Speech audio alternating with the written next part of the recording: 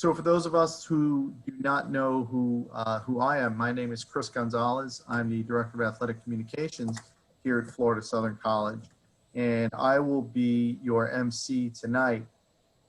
Tonight's conversation with Florida Southern Softball is brought to you by Jimmy John's, freaky fast gourmet sandwiches with several locations here in Lakeland, including downtown on North Kentucky Avenue, as well as south of campus down on South Florida Avenue. The goal here tonight, quite simply, is to talk mock softball. So please, again, keep all questions you might have related to Florida Southern softball. Again, those questions can be asked via the chat feature. And as we go through the course of this conversation, we'll go ahead and answer those as we go through. We may not take your question right away, because if we know it's something that we'll be addressing shortly, we'll just wait until we address it to actually answer your question. So with that said, I'd also like to introduce Al Green, our Associate Director of Athletics here at Florida Southern. Al will be monitoring the chat, and he'll be kind of helping me out here as we go through tonight's festivities. With that said, allow me to introduce to everyone only the second head coach in program history here at Florida Southern. Prior to coming to Lakeland, she spent nearly 10 years as an assistant coach at the University of South Florida, during which time the Bulls recorded over 550 wins, including 8 regionals and a berth in the Super Regional in 2006. The Bulls went to the Women's College World Series in 2012 with her as a coach. As a student athlete at USF, she was a 2-time All-American, 3-time All-Region selection. She finished with 92 wins in the circle and a school record 37 shutouts. She was named to the All-Region team twice, 97 and 98. And in 2003, she was inducted into the USF Hall of Fame. And in 2011, became the first softball player inducted into USF Athletics Hall of Fame. So at this time, I'd like to introduce Mo Triner, our new head coach. Hi.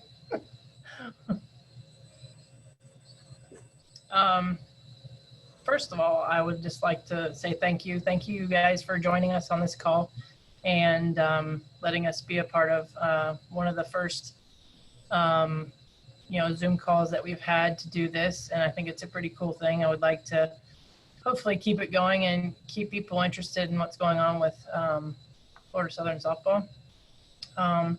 Just to give a little bit background of myself, I've been around the Tampa Bay area pretty much my whole entire life. I grew up in Gibsonton. I don't know if many of you know where that's at.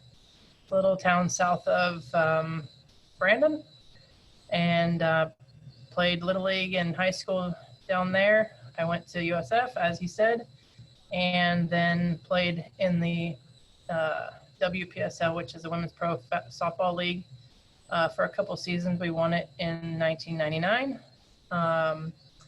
And then I went and coached at Virginia Tech for 3 years and decided that cold weather was not for me and I needed to move back south. So I came back and volunteered at USF for 3 years, and then I was an assistant coach for 9.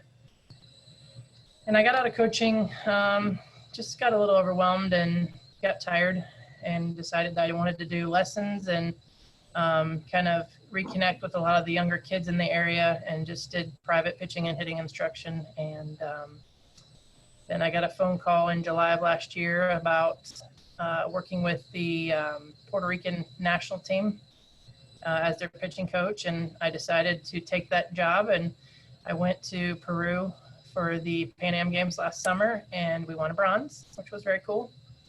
And then I came back, and I got a coach from Coach Bellato, the legendary Coach Bellato.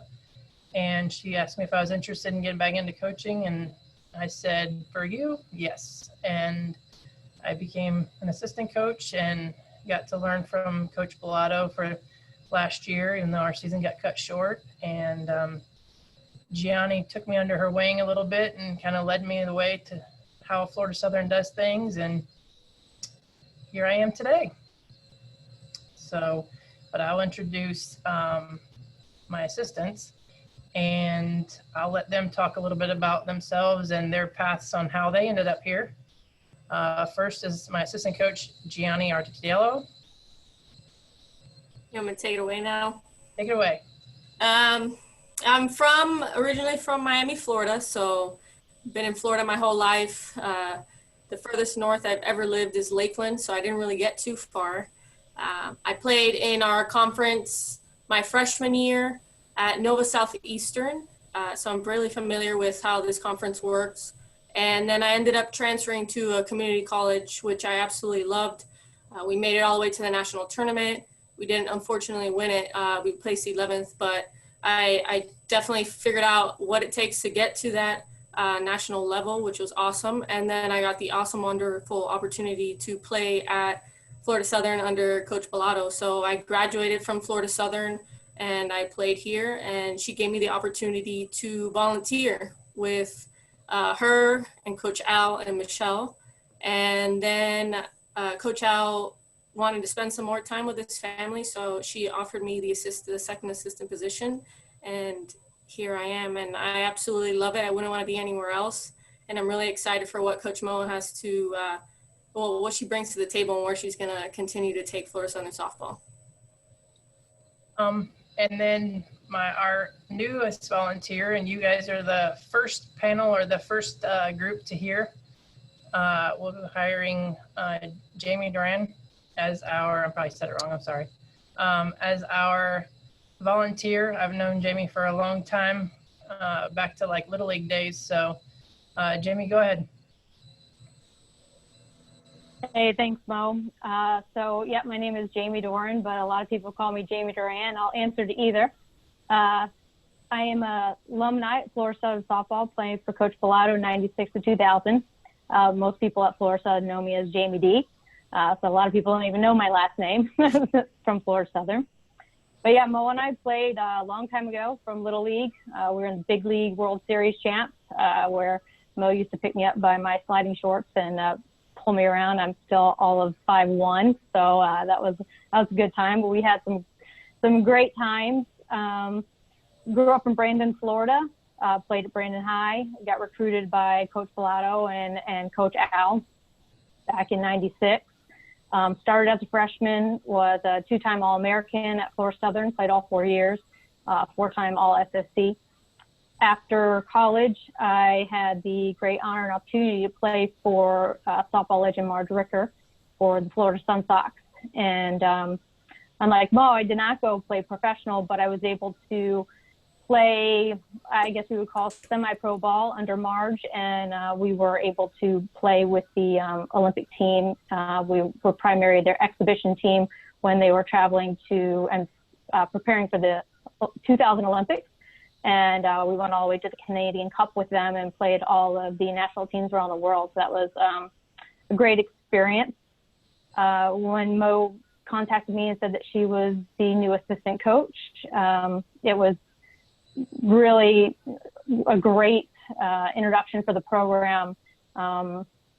Again, Mo's vision of where she wants to take the program, combined with her want and need to continue on the tradition and legacy that Coach Bellato has instilled in the program, was what was most inspiring to me. And so when she asked me to come on board, it was very, very difficult to say no with that vision. And so I'm super excited to be back in my alma mater, and hope we can, and know we will, be and have a great, successful year.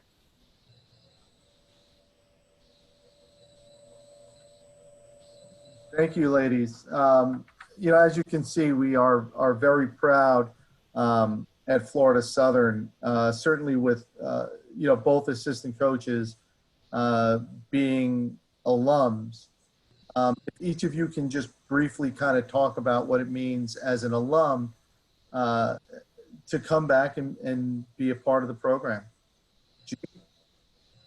So I don't know what it is about Florida Southern, but it has my heart. So I'm really, really determined to bring this program back to its full glory with this awesome staff that we have put together. Coach Bellato paved the way for us. We now have a beautiful facility out back that we really want to be able to share with all our recruits and share with all our alum, because in all honesty, I mean, I didn't get the opportunity to play on that field, but I know what it means to have that field now.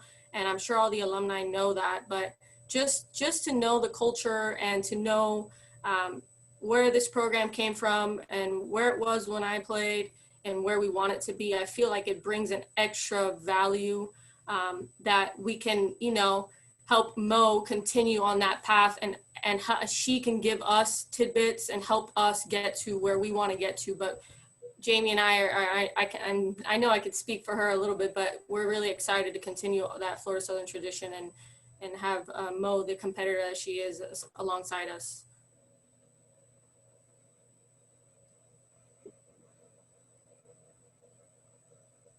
Yeah, just piggybacking off of, you know, Gianni here, saying, you know, the legacy and what Coach Bellato, you know, put her blood, sweat, and tears in to this program, to be a part of it. You know, it's a piece of your soul. It defines who we are as adults. We've made, and I know I can speak for G as well here, being a part of the Florida Southern softball program is, you know, it's not only an education, it's the best education, the best program, but it's you come out as family and you make family. And you know, I've got the best friends that we went through everything together in school. It's way more than a softball program. It defines who you are as a human in the rest of your life. So I'm extremely excited to be able to help instill that and have these kids experience that, because they're seriously the best 4 years of your life. Great, thank you, ladies. Couple questions for our assistant coaches. First one is for Gianni. Gianni, the question is, you've had the opportunity to play and coach with the legendary Coach Bellato. What is the best lesson that you learned from her? The best lesson that I learned from her was she really taught me how to not give up. I took a semester off from school and softball, and she reached back out to me one day and was like, "Gee, you can't end your career like that. You can't just give up on school. I need you to come back, and I need you to work hard, and I need you to finish what you started." So it's really that grit and the ability to now, what she instilled in me is to never give up on your players and never give up on your kids. As tough as they may think a situation is, it's really not that bad. And that level of care and passion, that's really the biggest lesson I learned. Very good. Next one is for Jamie D. Welcome back and welcome into the program. The question that I need to ask is, what's it feel like coming back to your alma mater and now being a coach where you're in that leadership role and just the beginning of your career, having the opportunity to begin your career back at your home base? I mean, it's an amazing feeling, and I'm completely honored that, you know, I was thought of to do that, to be a part of this program. It's such a legacy, and I hope that I can help continue what Coach Bellato paved, and really just be a leader that these kids need, these young ladies need, and you know, let them have fun playing ball. We had a great time. We were a scrappy team, and I hope that I can bring that passion and the fun and the win, definitely the win, back into this program. Great. Back to you, Chris. Great, thanks, Al. Mo, let's get back and let's talk a little bit about your coaching philosophy, kind of what your hopes and dreams are for the program, what kind of softball do you like to play, And just a little bit about what we'll see when you guys hopefully take the field again in the spring. Well, those people who know me know that I'm beyond competitive. My mom used to get mad at me when I was a kid because I didn't understand why I couldn't be successful every time. And it was hard for me to understand that, softball was a game of failure. So it was very hard for me to understand that. I just kept, I would get very angry. And as I was a kid, I had a really bad attitude. So I had to learn how to control that and to really understand that you need to work hard and you need to continue to do things. So, I mean, I challenge our kids every day to be competitive, and I challenge them every day, to work hard so we can play harder. We talk to them about, it's not about winning the game. It's about winning every pitch that we, pitch, making sure that it's a good and competitive pitch and it's not a waste. So, for me, heart and passion is what we have to instill in them. We have to make sure that they understand that we're going to have a good time. We're going to have a lot of fun. We're going to laugh a lot. We're going to joke around with each other, but we're going to play hard and we're going to give it everything we got. And, they both talked about Coach Pilato and laying the ground for us. And I think that that's what people need to understand. Coach Pilato was tough. I mean, I remember seeing her when I was in travel ball when I was a kid, and, everybody knew Coach Pilato. Like, she was tough as nails, and only the strong survived with her, like, because she was so tough. And that's why her teams are so successful, because she pushed people. And, I want our kids to know that we're going to push them. We're going to make it fun, and we're going to learn how to win, and we're going to learn how to compete every single pitch. And it's just a mindset. I think that sometimes we lose that when we're just kind of coasting, I guess. And I feel like, we do fun things at the beginning of practice at times where we do like minute to win it games. And sometimes it's like impossible games, but you know what? We're going to try really darn hard to make sure that we can try to win those almost impossible games. And I just, the mentality of the kids, I like to see them, even if they know that they can't do something, I want them to challenge themselves to try real hard to make it, to see if they can do it. Because at the end of the day, they're going to be surprised at what they actually can do and what they can accomplish if they actually push themselves. Coach, we've got a couple of great questions from the audience. The first one basically was, okay, last season, it was your first year. You're excited. You started off great, season going well, COVID hit, rug pulled out from under you. The question is, what was the worst part of last season? Honestly, the worst part of last season was the fact that our seniors didn't get to finish the season like they could have. I mean, that's heart-wrenching. Coach Pilato didn't get to finish her final season as the head coach at Florida Southern, after 40 years. And like that's hard. The games, they come and they go, but I feel like, people don't realize when you say this could be your last game, to some people it was their last game. And I think to swallow that pill and to understand that was people's last opportunity to ever play. And some people are going to get the chance to continue, but, like that was Coach Pilato's last game, and that kind of sucks. That hurts. Coach, another follow-up question from the audience. You played and coached at USF for over a decade. What do you see as the biggest difference between coaching at USF and coaching here at Florida Southern? Oof. Other than the budget.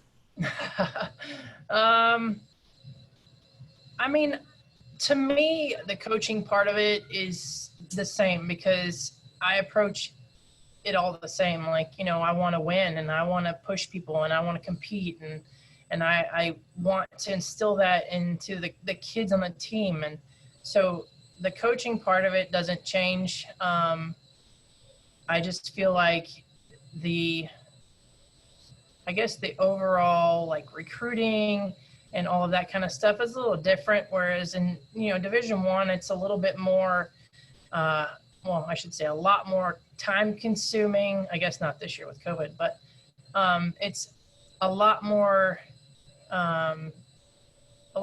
stress, a lot more pressure, because, like they know at the big schools, if you don't win, they're going to, they get rid of you in a heartbeat. Whereas I feel like, here it is very much like family. And I know you guys have already talked on that a little bit, but it's, the relationships and the people here. It seems like everybody here graduated from here. I feel like I'm an outsider in here. I might need to go back and get another degree. But I feel like everybody, everybody's gone to school here, or everybody's been here for a long time, which is, I think is very neat. And it's, you kind of build long-term relationships that way. And so I just feel like, like the D1, the D2, I mean, it doesn't really matter. I mean, you're going to get kids that can play D1 at D2, and there are going to be kids at D1s that should be playing at D2. And it just depends. I think that the mindset of the coaching aspect of it, it doesn't change on my side of it, because I want to be as competitive as all those D1 teams. Great. Another question that is just perfect for today, because today is the first day of class at Florida Southern, and having two alumni on the panel, the question is, how do you balance students' academics and their athletics between the practice, the games, the travel, the conditioning? How do you balance that? You want me to answer? I can speak a little on that. Well, first I'll start by saying that it's hard. To be a student athlete is no joke. It's very difficult. And I think the biggest transition is as a freshman, you start to understand what it means to have time management, and how that all plays into, wow, really, I only have these 20 minutes here in this part of my day. I really got to work on that paper, instead of in the past, maybe you could have had your Easy Mac or something like that. So you really start to figure that out. And then I think on the coaching aspect, I know Florida Southern softball, we pride ourselves on it's student athlete, and the student part will always come first for us, because our goal is to get them to graduate in 4 years, and to graduate with a degree that they want to really have and continue a career in. So we really do our best to make sure that if there is a project that they have to do, and it's a major part of their grade, and they may show up, and the only time that they can meet as a group runs between their practice time, well, guess what? They'll probably go to that. But it's also on them to understand that if they miss practice, they have to come out and reach back out to us and be like, hey, coach, I missed. When do you have time to make it up? When can we work hard? When can we get that practice time in that I missed? So it's very doable, but we do focus a lot on the student part, because at the end of the day, Florida Southern, you are getting a great degree and your education is amazing here. So we really want to make sure that, one, you're eligible to play. So you have to be a good student in order to participate on our teams. And as proof of that, if I may, the Division II Athletic Directors Association just released within the last few days their academic award winners. And Florida Southern as a college had the 6th highest total of award winners in Division II with 167. That's as an athletic department. There were 7 softball players who earned that national award from the Division II Athletic Directors Association. So I think that's a testament to what Coach was just saying, that it's not just the athletic portion, that academics are important here. And certainly student athletes who come through the program will earn a great degree. So with that said, Coach, let's talk a little bit about the current team.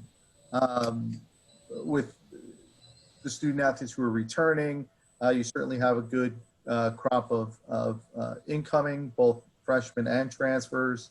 Can you talk a little bit about them and kind of what your team looks like?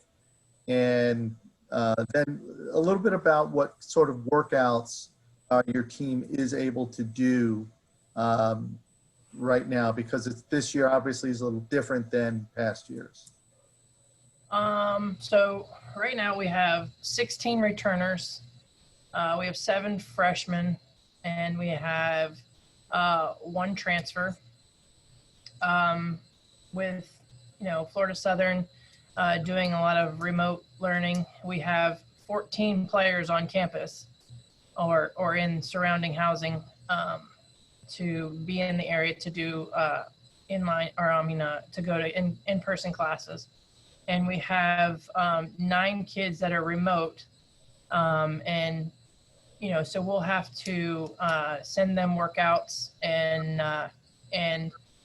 possibly do Zoom practices, maybe like for the kids who are like 2, 3, 4 hours away. We told them that they can call us. We'll do a Zoom call with them, and then we'll kind of talk them through a practice. And if they're hitting, we can watch them hit. Pitching, we can watch them pitch. Those kind of things. And then hopefully we can, in a couple weeks, we're supposed to be able to have like group practices. So maybe we'll do like a Saturday practice where maybe with kids from farther away can come, and we'll be able to practice with them. And then hopefully everything kind of goes by the wayside and kind of calms down a little bit, and we'll be able to have, our regular, spring practices and all that kind of stuff. But for the fall, it's just going to be kind of, we're going to have to kind of piece things together and do some small groups and make sure that, we're distancing and washing our hands a lot. And, we're going to have to do the little things to make everything keep rolling in the right direction so that we can get back on the field together as a team.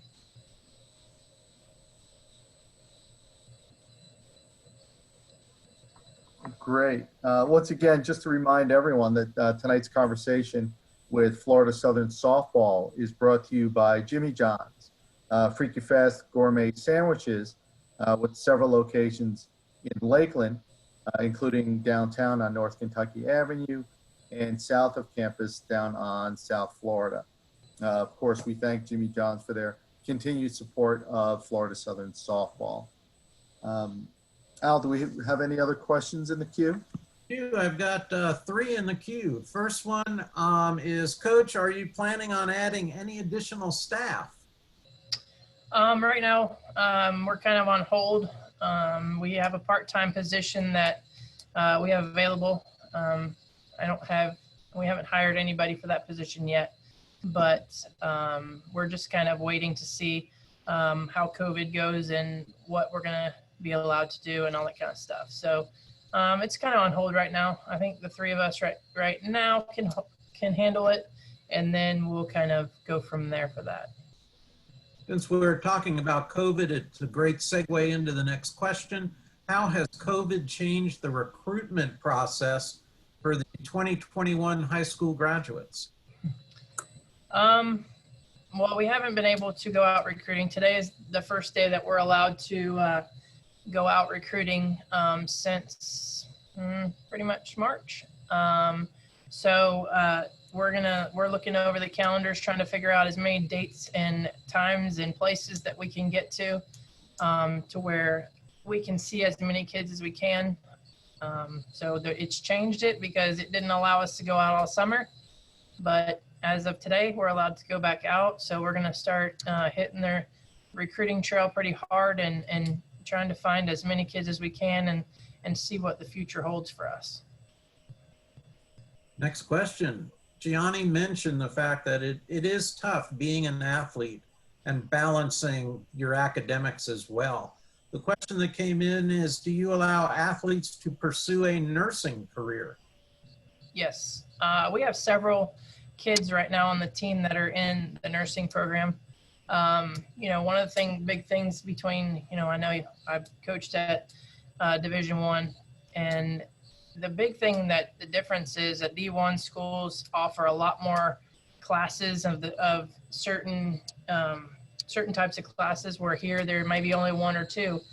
And my thing is, I don't want to limit a kid from being able to take a major that they really want to go into just because of softball. I don't feel like that's fair to them. It's not fair to really any of us.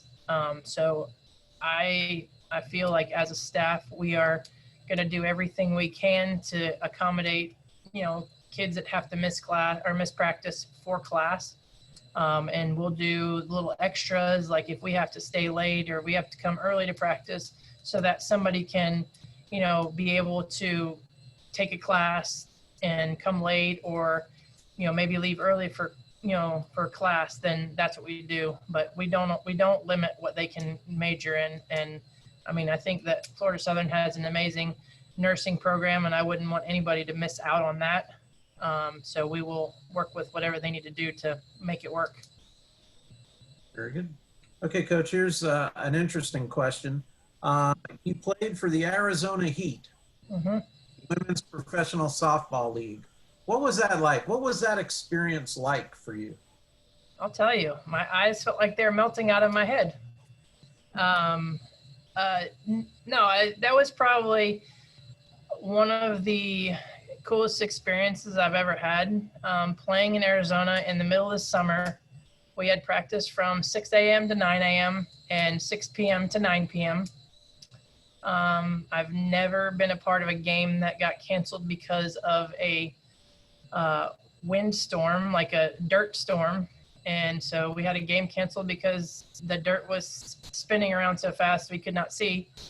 But it definitely was hot and it was fun. We weren't very good, but we probably had the most fun in the league. The girls that I played with were pretty amazing people. And, sometimes you may not have the best season, but the relationships and the friendships and the experiences I had that summer were pretty awesome.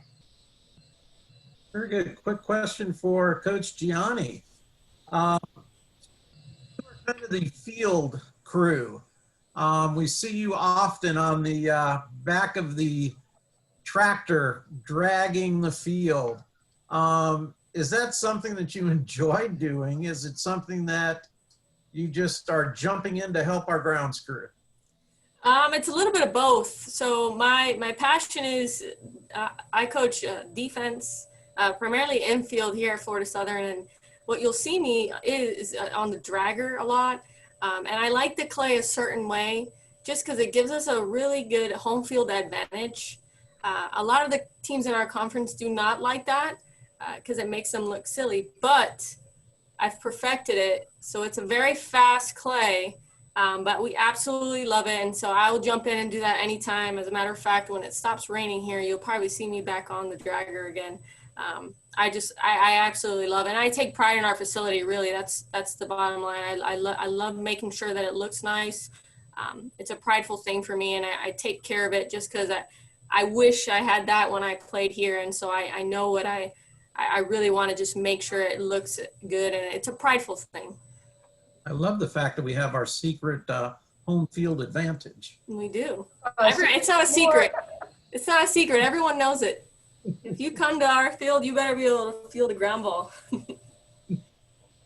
Here's our next question. Will there be a fall preseason, and is the schedule set yet for the spring? As of right now, our fall season has been canceled. Like, we do not have any scheduled fall games. We might be able to do like some inter-squad games and scrimmage ourselves. And then our spring schedule has not yet been set due to the fact that a lot of the teams from up north that normally come down here that we have tentatively scheduled, we don't know what's going to happen with that. We're not sure if people are going to be able to travel down here to play us and all that kind of stuff. So right now the schedules are not set. Got another question that just came in. Are you planning on holding any camps this fall? Our plan is, yes, to hold camps. We just have to get clearance through the school. And whenever they say that we are allowed to host camps on campus, we will put out the information and we will get it up on the internet as fast as we can before they tell us we can't do it. So. Al, I don't know if you've seen the questions and comments on the Q&A little tab. Yes, I just popped them up. Okay. First one is from Julianne. As a former coach and player, I just want to say how excited I am to see this crew in action. I know you guys are going to do an amazing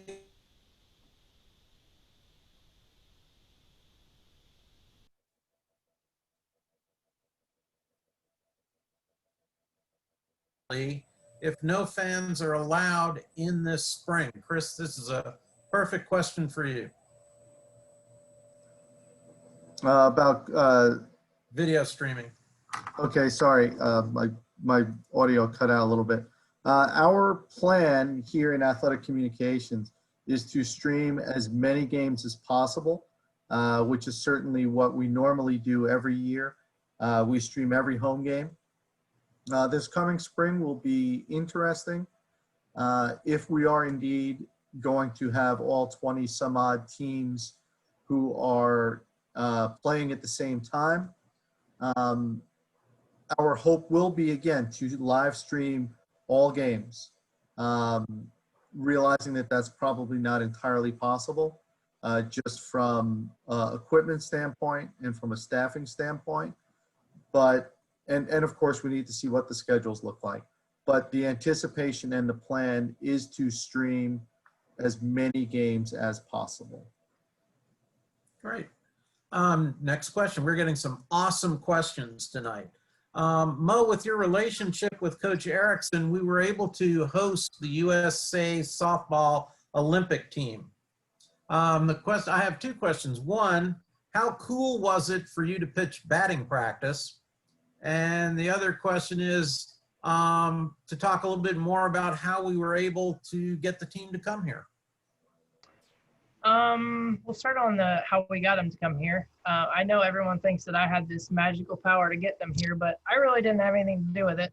I think the city of Lakeland, Parks and Rec, I think they reached out first to get them to even look over here. And then as they were in the talks, I kind of reached out to Coach Erickson and I sent him pictures and videos of our field and our stadium and you know, so that kind of enticed them. When they saw our stadium, they were like, okay, that's legit. We want to go play there. And so that's kind of how they got here. The throwing to the national team, yes, it was pretty cool. A lot of those girls or ladies, I know from previous experiences with them. I've pitched to the USSSA Pride Pro team.